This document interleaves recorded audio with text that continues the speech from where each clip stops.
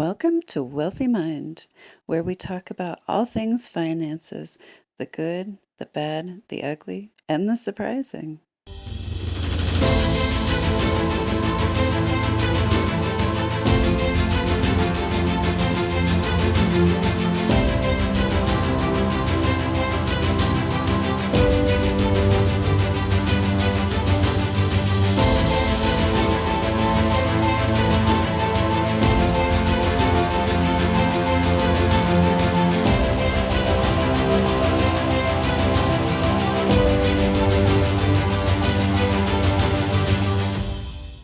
Hello and welcome to Wealthy Mind. I am your host, Misty Rosegold, International Success Coach, and we love creating and maintaining wealthy minds. Today I have with me Kirstin Carey. Hello, Kirstin. Hi, Misty. How are you? I'm good. How are you doing? I am well. I feel like saying it like one of my clients, they're guys. How you doing? How you doing? Yeah, little Joey Tribani, whatever his name was. How you doing? It's a tribute to my clients too. Every time I see them, how you doing? And you have to have that head nod when you do it too. Exactly. Yeah. 100%. Well, welcome to Wealthy Mind. I've been looking forward to having this conversation with you. Kirstin, would you please tell our audience what is it that you do? So I guide coaches and practitioners, consultants, business owners with high ticket offers to have a 50% or higher conversion rate with their ideal clients, and without being pushy or broy, go back to the bro methods, so that they're, it's fluid and it's easy and it feels good. Okay. So don't you carry the title of Fractional CSO? I do. So sometimes I step into companies who don't need a full-time head of sales, and I step in that manner. So a lot of the clients that are coming to me, they're at a place where they want to start hiring, or they have started trying to hire their own sales team, and it's not going well.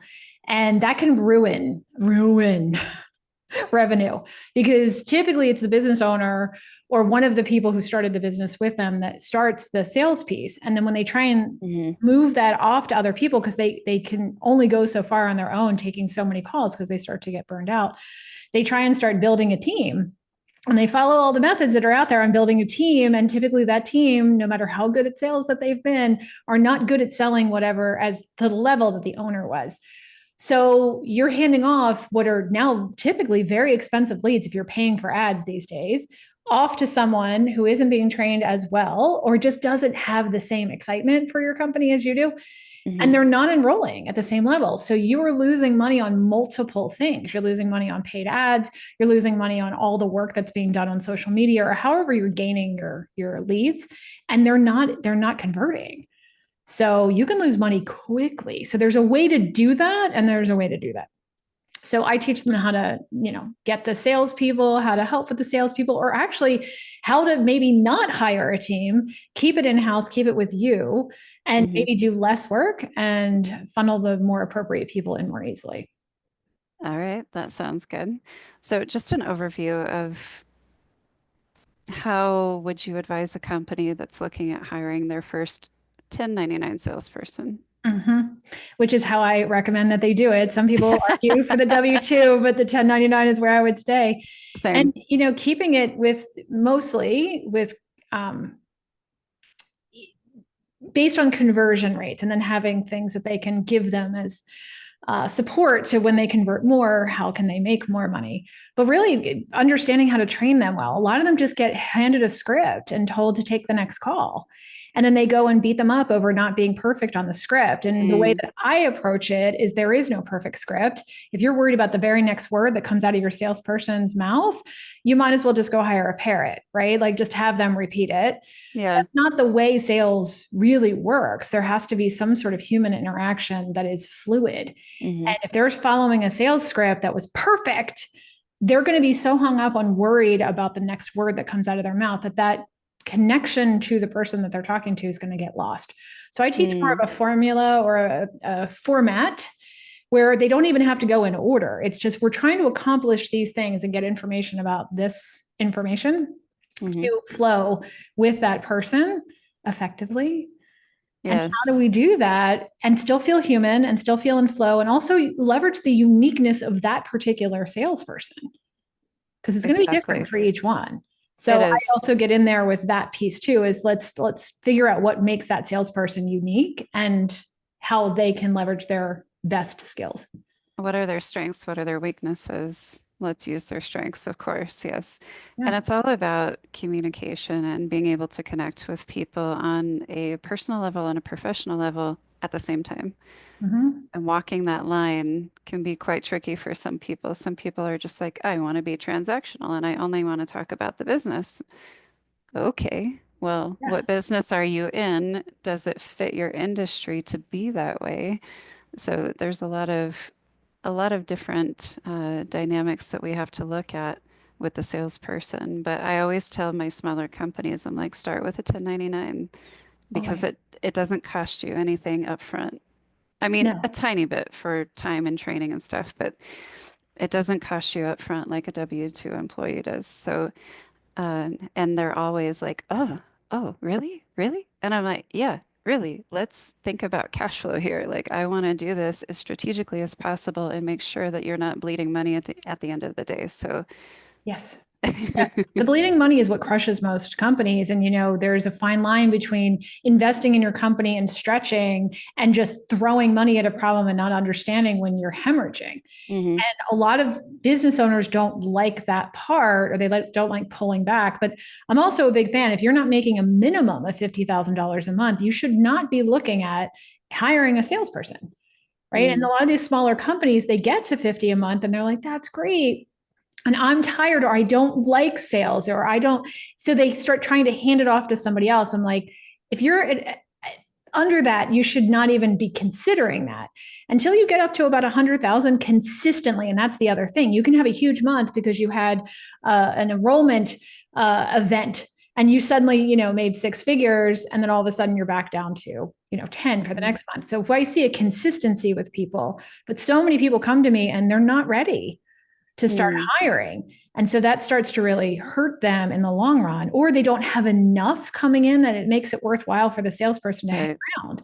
right. And salespeople are really good, a lot of them, at holding on space for two or three companies simultaneously. They can sell for more than one company at the same time. But if you're not leading them to enough ideal client potential, they're going to leave you too. And then you're just going to get Mm. stuck where you were. Yeah, it's all based on our industry. So Mm-hmm.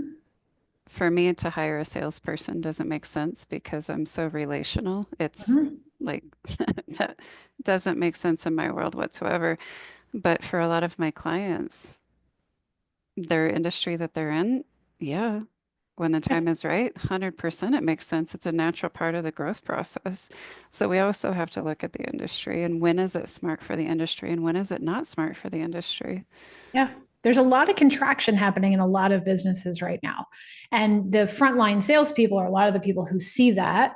And some of them are complaining and they'll say, oh, everybody's broke. And I'm like, are they though? Like, No. let's see. And sometimes I'll step into their sales team and I'll take calls and I'm like, how did I enroll them then? Because I have no attachment to the outcome the way that you do right now.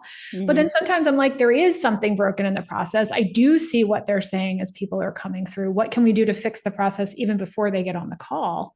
hmm There's something else that can be done too. There's multiple different places in the sales funnel that can be tightened up or can be shifted, but we're seeing an interesting shift in the industry. I think when I say the industry, I'm talking about where you have the book the call salesperson and they're not just beating down doors, but they actually are receiving calls that are getting booked in high ticket sales. There's been an interesting contraction occurring right now.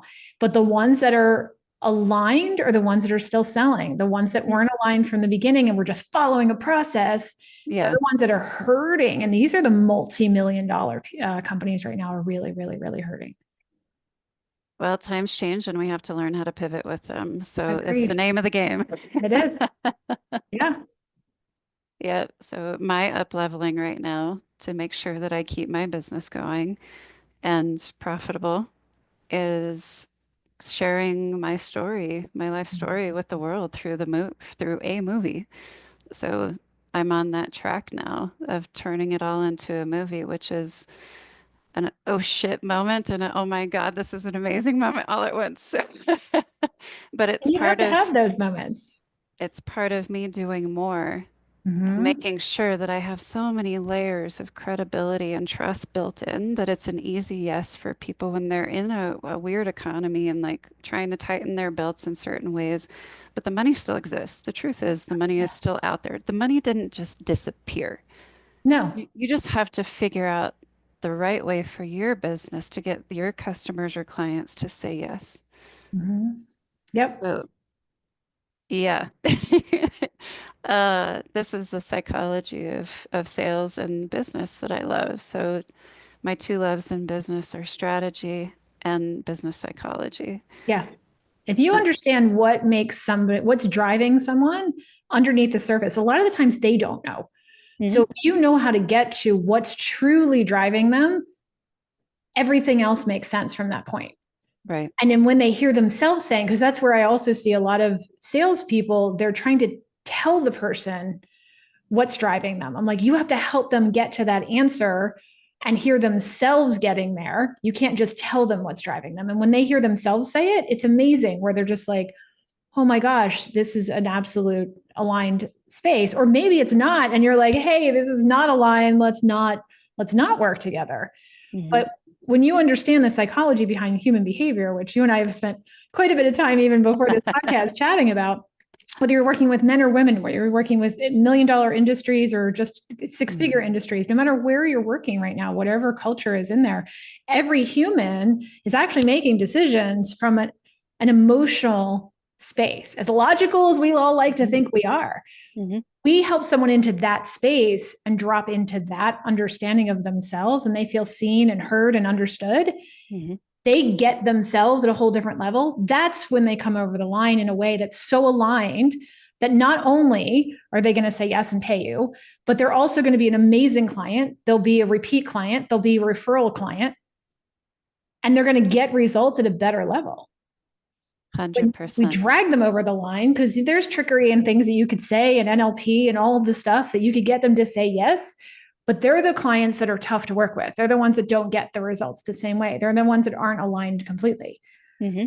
So there's a big difference for me too, for my own clients, but also for like the clients of my clients, is watching them when they have just more aligned sales. It's Mm. amazing how their business flourishes and expands and grows differently, more happily, more joyfully, more easily. Mhm. So that's part of what I get to work with them on as well. Yeah, I'm loving this conversation, and it just makes me think about two gentlemen that I'm looking at taking on as clients that are in the 8 to 9 figure range. Mhm. So the highest deals that I've worked on are $1 billion deals, all the way down to little tiny like baby startup entrepreneurs that are like, oh my God, I'm 50 years old and starting a new business. I've never done this before. Help me. What the fuck do I do? Right. So it doesn't matter where people are at in their journey. I have an uncanny ability to see people as people and treat them as human. And one of the guys, I said, after our first initial coffee meeting, he came into my world through my mastermind group, and I was like, listen, my intuition just tells me that I need to treat you like a human being because the realm you play in is so transactional. The human Mhm. gets lost, and I just want to treat you like a human being. And it's so amazing to experience the warmth that I now feel from this person. Every time I give him a hug, there's so much warmth. There's actual heart connection because I saw him. Mhm. And he felt seen, which is the biggest piece of that. It was easy to see him. The other one took me 5 days to see him, but but this one was quite easy. I was like, he just needs to be treated like a human being. Mhm. Done a lot of cool shit, but you know, he's just a person. And I've always been that way, and I love that I can do that. And that's just it. It's like I wish so many people would stop seeing everything as a transaction and just see everything as people. Because at the end of the day, it doesn't matter what business you're in. If you're selling a product, if you're a coach, if you're in HVAC, it doesn't matter. It's still people. Business comes down to people. It's people who own the business and it's people that you're selling to. So we need to get away from super transactional spaces. And when people get a hold of that and figure out how to communicate in that space and show up authentically, Mm-hmm. if you're not, people will sense it and it's Yes. icky. There's so much more of a rich foundation that you can build for the business. Or if you're working for a company as a salesperson, you bring a richness to the table because you know that you have a very robust network that you nurture because of how you treat people. So this was a topic in my mastermind group today was on building and maintaining a network. Mm. And we went through that in my mastermind group and just, we dug it apart at the deepest levels of what does it mean to do that and how do you show up in that space? Because it's not about the transaction. The transaction is one of the last things to happen. And if you're coming at people inauthentically, guess what? You're going to have a really hard time building a deep, rich network. Yeah. And People feel that. for salespeople, it doesn't matter if you're the business owner, if you're hiring a salesperson, this is what it comes down to. So anytime I'm looking at helping a business owner hire a salesperson, what network do they bring with them? Mm-hmm. Like, I want to know what's behind the salesperson, not just teaching them, hey, this is the business, but do you have the network to come in and actually be my rainmaker? Like, Right. I mean, yeah, And I'm have on they it. created the culture to allow somebody to come in to be a rainmaker? Yes, girl. Now the Yes. next topic. Yes. Whew, so excited. If your culture sucks, yeah. So, from your level of expertise as a sales coach and a CSO, how does culture affect the sales? It's the whole thing, right? Like if the salesperson feels free to be able to step into that role and they have the backing and the support from the company and the culture that was built within that company, they're going to be able to sell all day long because they're going to believe in the product or the service in a different way because they're going to feel supported and they're going to be able to support the potential customer to become a client, right? So if the culture is, and I've been trained by some of the most amazing people who are very push and oriented, that bro marketing. They're standing next to their Lambo and they're talking about how great they are as salespeople. Those energy people. Mm, And mm, I've learned all the stuff, and I've done the psychology work myself, and I have degrees in that and all the stuff.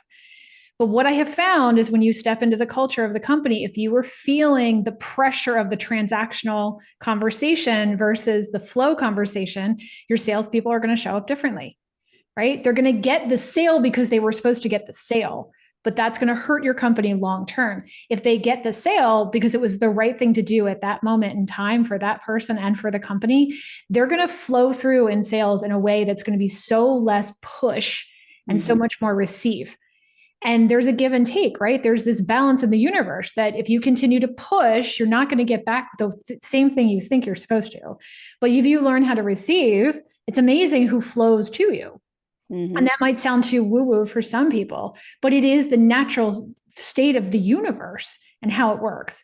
But if you've got a salesperson or you've got a head of sales or you have a company culture that is beating the sales team, not only are you going to burn out the sales team, you're not going to make the enrollments the way that you should, that you could. You're not going to have the right kind of people coming to you. And you're not going to see that easy flow. You're going to spend more money on marketing. You're going to spend more money on advertising. You're going to spend more money on staff because they're going to be out more frequently. So if you look at mhm, the entire company as a whole, it's not just the one transaction for that salesperson. It's everything that led up to that moment in the funnel, all of the money that pushed through of the copywriting and all of the sales and the ads and the spend and all of it that led into the training and everything, all of the software, everything that gets built into your funnel.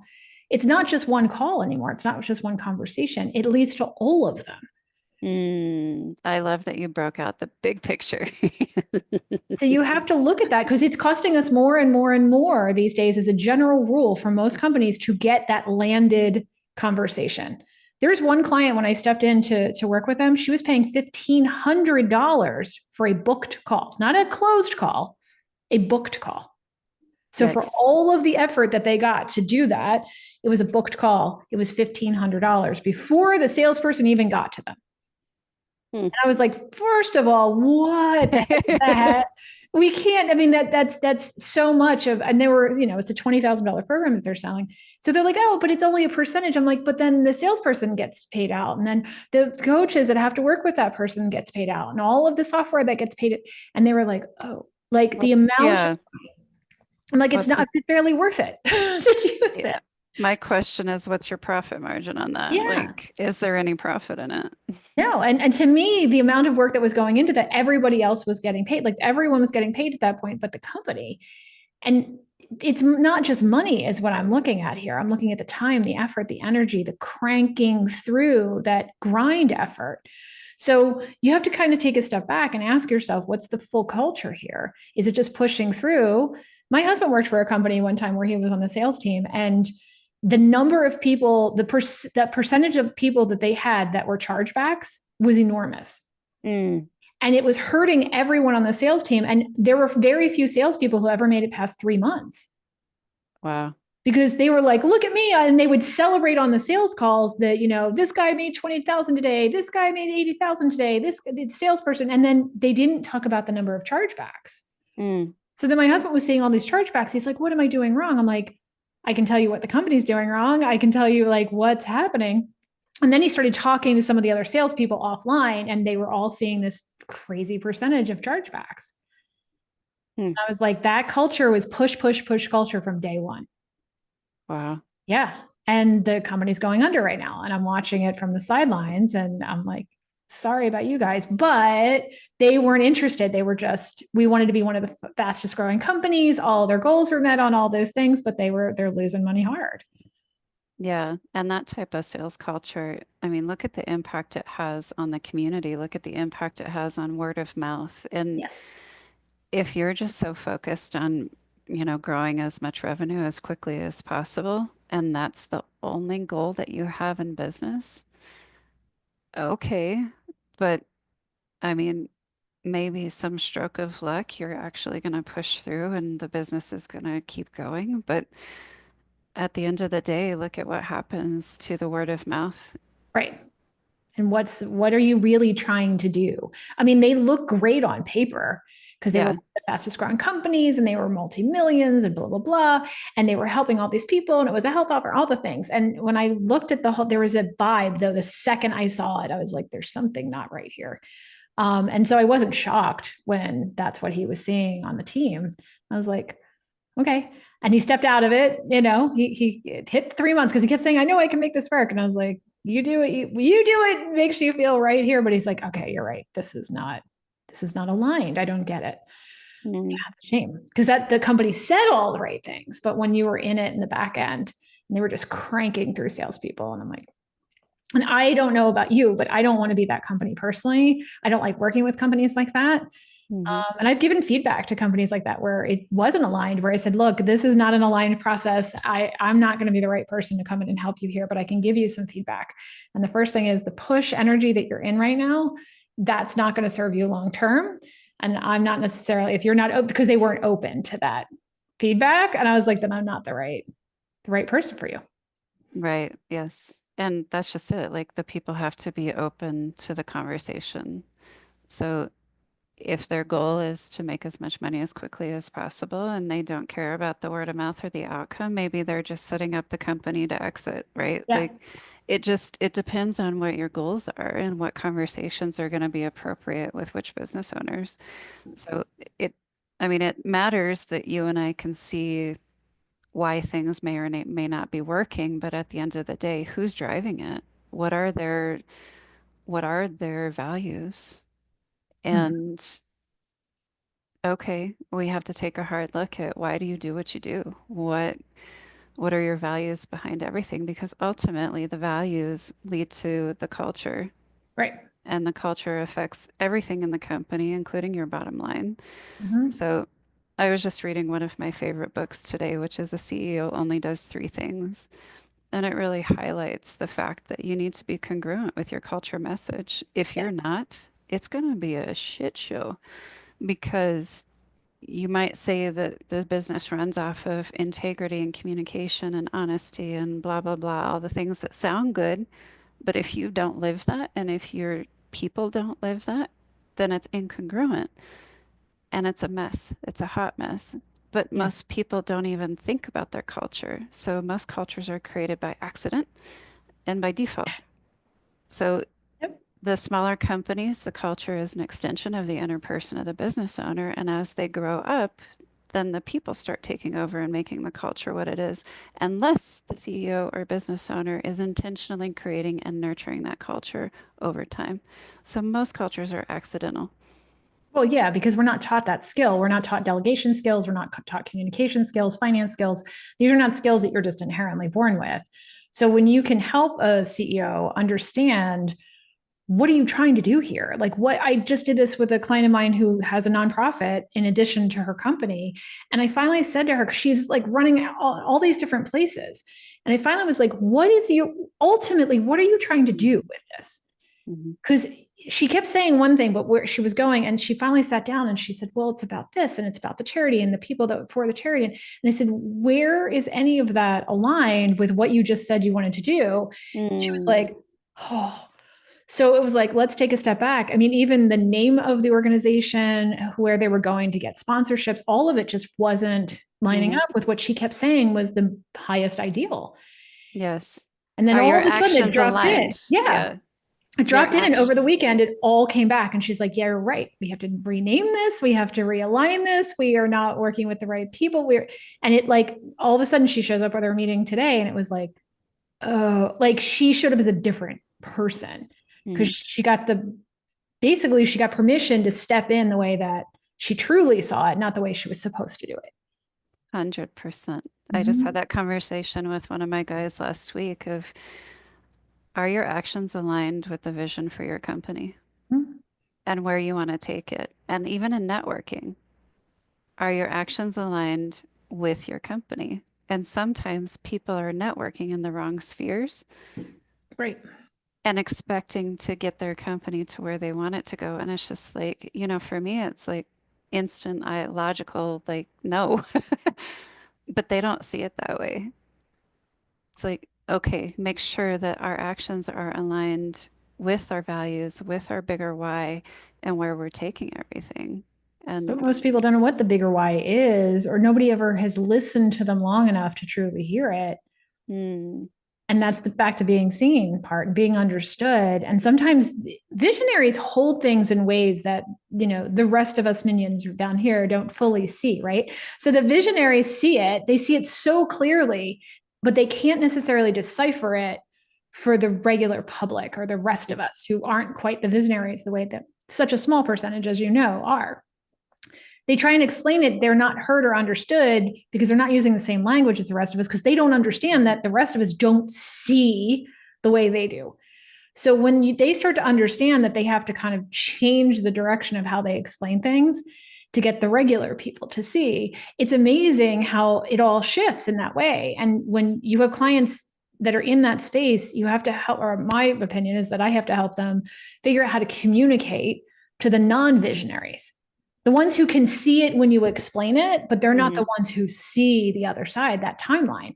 mhm, So it's amazing when they step into being the visionary, but realizing part of their job is to help you see it and figure out how to get from here to there.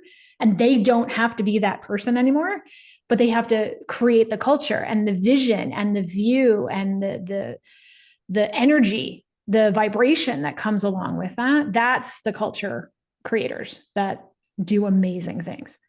And that's why they bring in experts like myself and you to help with that process. Because we see the So, vision with them, but we have the tangibility piece. yes, and Mm-hmm. the steps that need to come in on a daily basis, right? So, big picture, daily steps. And I want to bring it down to the bigger why. So let's make this our closing little topic here, because if you know your why, you can make all of your decisions based on that and make them confidently. So I've known my why since I was 8 years old, and I make all of my decisions daily based on my why. And it's much easier and simpler for me to make those decisions. Are they aligned with my bigger why? Mm-hmm. It's a lot easier to set boundaries when you need to set boundaries. It's a lot easier to set a culture and the structure of whatever it is that you're doing. If it's a business, awesome, right? You Yeah. have to, if you want clarity, It's my favorite word. clarity, clarity is so powerful, and it brings us mental peace and so many beautiful opportunities in our professional world. But Mm-hmm. if you have that clarity, it's like you can make those split-second decisions and you're good to go. And this is what business owners and CEOs are known for, is decision makers. But if you're scattered and you're all over the place, you're not being an effective decision maker. It's because you haven't identified your why, and you have to identify your why and make all your decisions based on that. Otherwise, you are so freaking lost. Yeah. Yeah. Because And you're being driven by some value underneath. But what mhm, you've done is you've brought yours into the conscious. 90% of what we're doing all day long is in the subconscious or in the hidden parts of who we are, because we haven't brought it into the conscious space. So that 10% is you've brought into the conscious space. So you are actively, intentionally, on purpose making mhm. decisions from that conscious version. Yeah, Most yeah. people are making the decisions underneath the surface and not understanding how they ended up where they are, because they didn't ever bring it to the conscious space to know what is actually driving me. So you've done it with Mm. purpose, you do it Oh, with yeah. intention. So it makes sense to you all day long. And most people are probably looking at you saying, how do you know what to spend your time on? It's because you've moved it from the hidden space into the actual consciousness. So you were aware you're doing it. Most people are Mhm. completely unaware all day long. They're making choices based on this hidden agenda that their body has, that their mind has, that their being has, that they don't know is there. So you guys, listen up. Stop running off of default programming and set the intention of what it is that you truly want, and make all of your decisions off of that, and watch life change. Watch business change. It is going to blow your mind. It'll be like, holy God, these women just gave me a miracle.